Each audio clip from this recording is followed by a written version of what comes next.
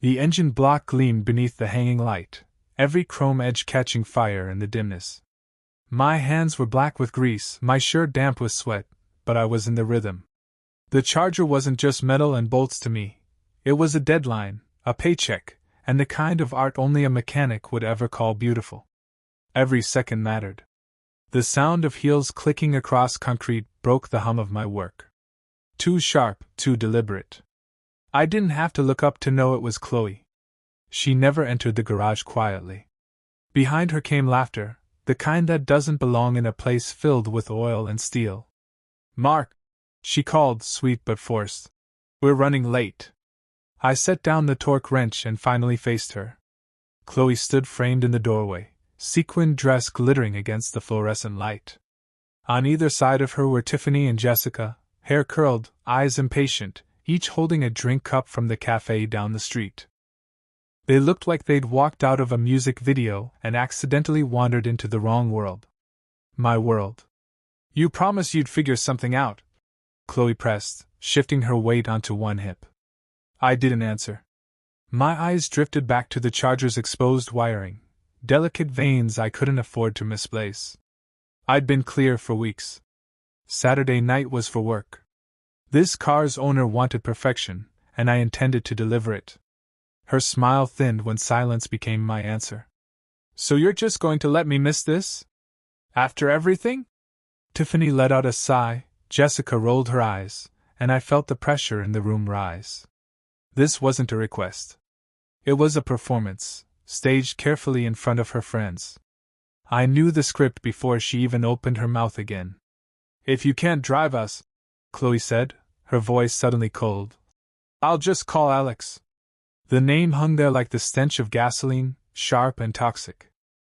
Alex, the ex who hovered in every argument like an unspoken threat. Chloe's ace card. She looked at me as if expecting the usual reaction: anger, jealousy, maybe surrender. But all I felt was clarity. The hum of the Charger's engine stand filled the silence between us, steady and calm. And for the first time, so was I. I leaned back against the workbench, wiping my hands slowly on a rag. The three of them stood there like a jury, waiting for my verdict. Chloe's words, "I'll just call Alex," still echoed between us, daring me to rise to the bait. "Alex, huh?" I said finally, my voice low, almost amused. "Good luck with that." Her eyes narrowed, the sequins on her dress catching the light as she crossed her arms. She was expecting fireworks, maybe a plea. Instead, I opened the drawer behind me, fished out a small keyring, and slid off a single battered key. I held it up between two fingers. "Take the Honda." For a moment, she didn't move. The smile she forced looked more like a wince. "You're serious?" "Dead serious."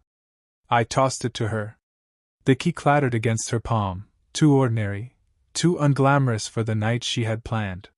She turned it over, as if touching something she'd rather not hold. "The Honda?" Tiffany scoffed, unable to hide her disdain. "That thing looks like a retired cab." Jessica laughed softly, but Chloe didn't. She just stared at me, searching for the catch. In her mind, I should have been begging, proving I cared, or scrambling to keep her from calling her ex. Instead, I'd given her a solution, just not the one she wanted. "It runs," I said, turning back to the Charger, tightening a bolt with careful precision. "Gets you where you need to go. Concert, bar, wherever Alex is waiting. Doesn't bother me." The silence was heavy. I didn't fill it. I'd learned long ago that silence, used right, was louder than shouting. Finally, Chloe let out a sharp laugh, too brittle to be genuine. "Fine. Whatever. We'll take it." Her heels clicked across the floor again, quicker this time, almost angry. The others followed, and soon the garage door creaked open, spilling their chatter into the night air. A moment later, I heard the tired Honda cough to life, its engine humming with that familiar, slightly offbeat rhythm. I watched them pull away from the window, taillights glowing red as they disappeared down the street. I turned back to the Charger. The smell of gasoline and steel wrapped around me again, grounding me. The game she thought she was playing was over. And I had just rewritten the rules. The garage fell back into stillness after they left. Just the tick of cooling metal, the faint buzz of the overhead lamp.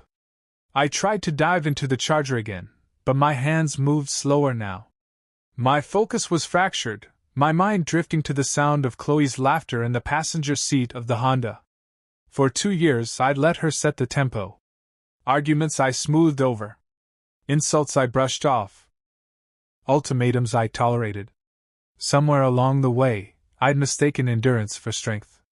Tonight, standing there with grease on my knuckles and silence in my chest, I realized strength looked different. It looked like letting go. I reached for my phone almost without thinking. Old habit. She'd be blowing it up soon, I figured, some sharp text about how embarrassing the Honda was, maybe even a smug selfie with Alex just to prove her point. Instead, the screen stayed dark. No texts. No calls. Just the blinking dot on the GPS tracker I'd installed years ago. It was parked, not at the concert hall, but on the edge of the bar district. Halfway there. I frowned. My thumb hovered over the app that controlled the kill switch. One press, and the Honda would refuse to move another inch. I didn't touch it, though. Not yet. This wasn't about revenge. At least, that's what I told myself. The dot sat still for over an hour. I imagined them inside, nursing cocktails, scrolling their phones, maybe waiting for Alex to show. Maybe not. Then, finally, the dot moved. Onto the highway. A long stretch, no exits for miles. That's when my chest tightened. Not with anger. With something sharper. I tapped the kill switch. And then I put the phone face down on the bench. For the first time all night I smiled. Not out of cruelty, but out of relief. Because in that small, deliberate action, I'd made a choice I should have made years ago. I wasn't going to carry her chaos anymore. Minutes passed. The garage seemed brighter somehow, the hum of the lamp steadier. I picked up my wrench, tightened the last bolt on the charger, and felt the calm settle in. The phone stayed silent. But I knew it wouldn't for long. The silence ended in a flood. My phone buzzed once, then again, then endlessly. I didn't need to look to know it was Chloe. I finally flipped it over and read the first message. The car just died. We're stuck on the highway. People are honking. What do I do? Then another. This is dangerous, Mark. Pick up your phone. A call came through. I let it ring. Another followed. The desperation in her text grew with each vibration, shifting tone like a storm changing colors. You need to come fix this. Why aren't you answering me? This is your fault. Please, Mark, just help me. I sat on the stool beside the charger, elbows on my knees, reading them all in silence. The anger I expected never came. Instead, there was a strange ache in my chest, not for her but for the man I'd been. The man who used to drop everything to rescue someone who never thought twice about leaving him stranded emotionally. Her friends joined in. Tiffany's number lit up my screen. You're unbelievable. Do you know how humiliating this is? She's crying. I deleted the text without replying. The last message from Chloe before her calls went silent was the one that hit hardest. Alex isn't answering. He doesn't care. You're the only one I can count on. I stared at that line until the letters blurred.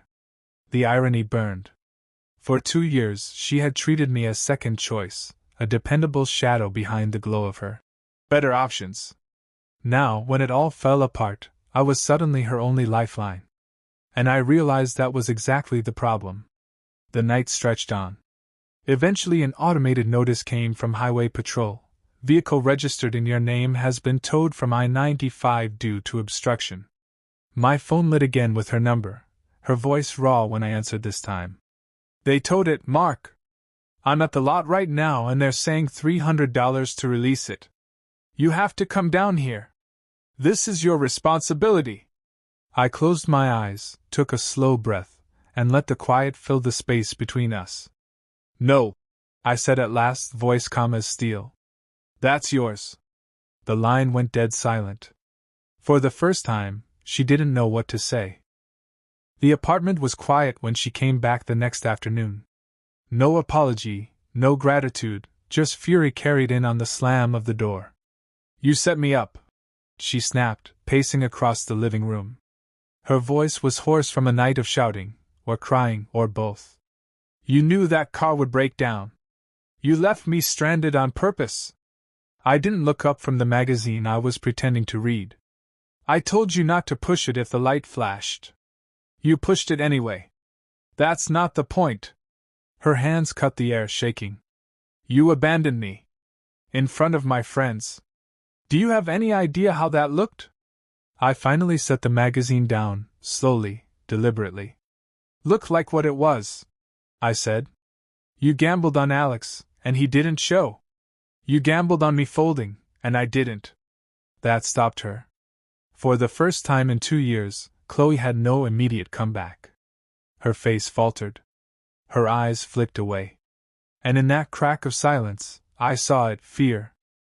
Not of me, but of losing the one person who always picked up the slack. She regrouped, came back sharper. "You owe me for that tow fee. And you're going to get that car. I need it for work tomorrow." I studied her for a long moment, then stood. Not angry. Not yelling. Just steady. "No. What I owe you is honesty. And the truth is, you've been using me like a wallet and a chauffeur since the day we moved in together." Her mouth opened, but I raised a hand. "Don't bother denying it. I've seen the messages." The color drained from her face. I walked to the counter, picked up the printed pages I'd left there, and set them gently in her hands. Her fingers trembled as she scanned Tiffany's words. The mocking jokes about my truck. The party plans with Alex. Her own line, "He always caves. He always does." She looked up at me, eyes wide, pupils pinpricks of panic. For once, the performance was gone. Boxes waited by the door, neatly taped and stacked. "You have somewhere else to be, Chloe," I said quietly. "And it isn't here." Her lips parted, but no sound came. Just silence, the kind that ends things. And in that silence, I felt the weight lift. Her father came for the boxes. He didn't ask questions at first, just lifted them one by one into the back of his car. When the last one was loaded, he lingered in the garage, his hands resting on the edge of a crate. His face was worn, tired in a way that went beyond age. "She's always believed the world would bend to her," he said quietly. "I hoped you might teach her otherwise. But I see now she had to learn the hard way." I nodded. There wasn't much else to say. He shook my hand, gave me a look that held both apology and resignation, then drove her away. Chloe sat in the passenger seat staring forward, eyes empty, a passenger in more ways than one. When their taillights disappeared, silence settled over the apartment like a blessing. For the first time in years, it was just me and the hum of my own breathing. No sharp words, no staged performances. Just peace. Weeks slipped into months. The smear campaign flared briefly online, cryptic posts about toxic men and controlling relationships. I ignored them. People who needed to know the truth already did. Work became my anchor. The Charger left my shop gleaming like a mirror, its new owner grinning like a boy with his first car. He paid more than agreed, and the jobs kept coming. My hands stayed busy, and my mind stayed still.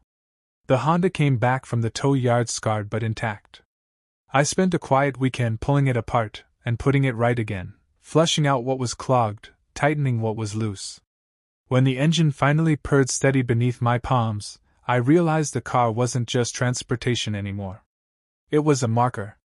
Proof that the things dismissed as embarrassing, or lesser, often outlast the things people chase for shine. One Saturday, I drove it out to the coast. The paint was still faded, the seats worn thin, but the machine ran smooth as ever. I rolled down the windows, let the salt air cut through the cabin, and listened to the steady hum of the motor against the waves. The road stretched open before me, endless, unclaimed. I wasn't anyone's backup plan. I was exactly where I needed to be,